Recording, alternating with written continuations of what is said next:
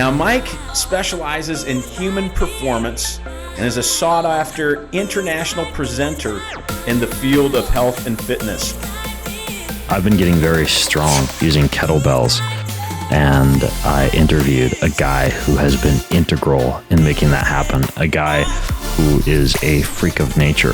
What do you think? You're a kettlebell world champion.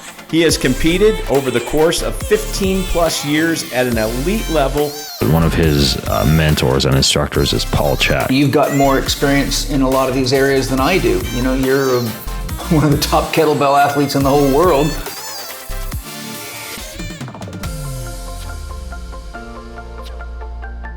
If we can really set a foundation through of honesty, of hard work, of perseverance, of dedication that we learned in athletics, they'll carry over into every aspect of our life.